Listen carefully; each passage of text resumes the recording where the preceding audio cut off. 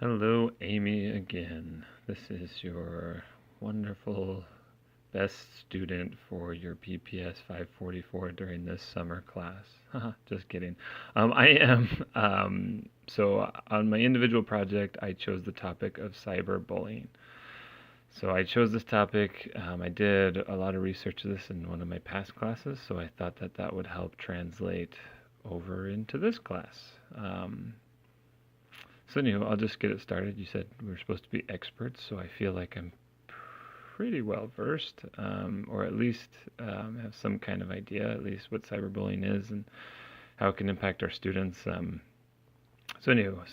actual definition that I've chosen or that I've seen kind of floating around is the act of using technologies such as emails, cell phones, social media, or text messaging with the intent of causing harm to others.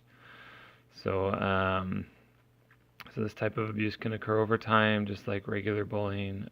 Sometimes it's very similar to bullying, and sometimes the two of those things can happen at the same time. The differences would be that cyberbullying isn't physical.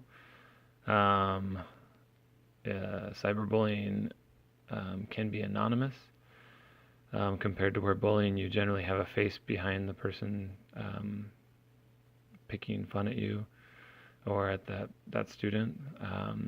And I think the biggest difference between the two is that bullying can occur during school and maybe to and from school, but generally when you're home, that bullying stops.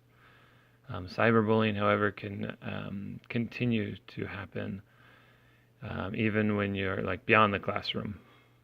So there's not really an escape from it, which is unfortunate. So the student can't simply just unplug.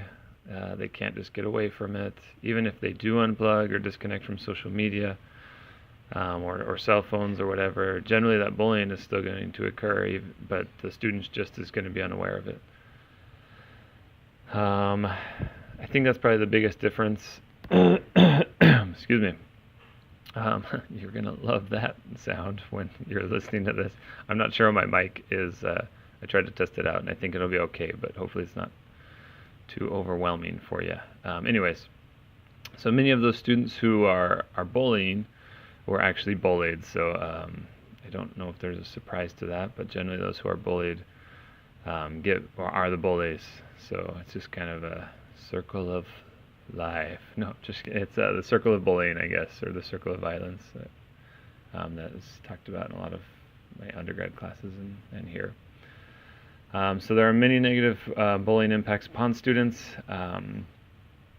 Emotionally, physically, psychologically, just academically, it's just negative. There's nothing positive that comes out of bullying.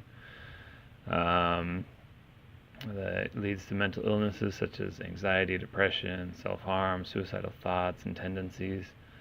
And if they don't have good, healthy, those who are being bullied, if they're not in good mental health, they're not going to be focusing on their academics. Those who are bullied actually have lower attendance and miss school more frequently. So just lots of bad things. Oh, and the psychosomatic symptoms. They have chronic headaches, lower energy to perform tasks, stomach aches, insomnia. So it's just not good all around the board. The biggest thing that the research that I've seen that suggests that you should implement, so the counselor themselves, they're one person, they don't see everything that goes on in a school. So it's up to the counselor and the administrator to help kind of implement some kind of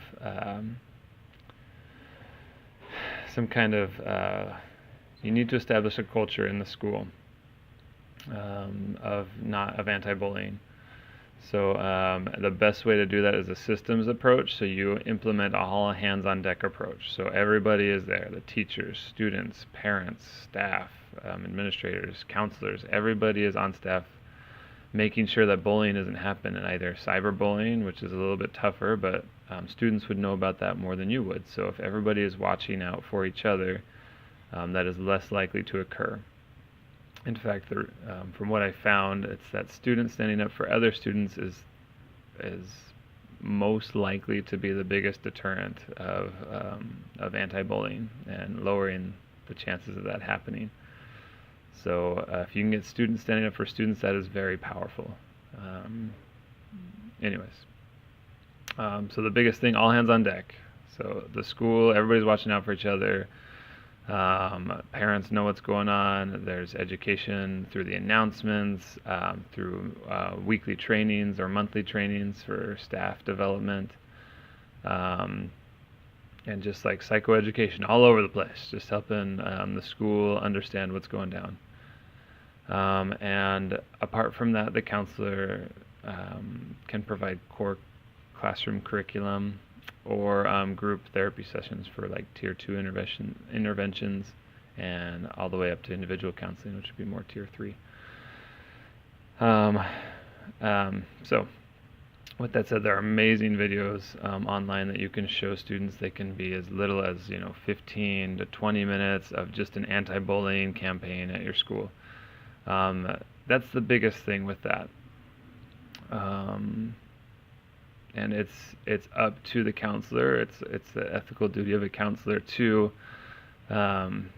provide a safe environment for the students. So with that said, if there's bullying or cyberbullying or any type of negativity going on in the school, that needs to be addressed.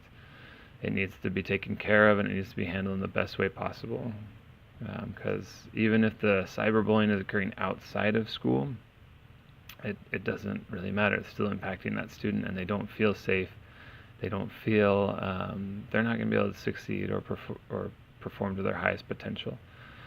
So with that said, that's the biggest thing that I could probably harp on about cyberbullying, is that it's everybody's responsibility, especially that of the counselor, to make sure that we're providing a safe environment for our students. So now we know the negative impacts. We know that we need to implement a culture of safety and sticking up for one another at a school, and that the counselor needs to be prepared with core classroom curriculum. StopBullying.gov is a great resource for this, and there's a lot of research out there for anti-bullying and different classroom curriculum that can be implemented. I have resources. I was going to flip my screen and show you that, but I might just send you individuals. But anyways, thank you, Amy, for everything. Thank you for this class so far, and for keeping in touch. Anyways, thank you. I will end there. All right.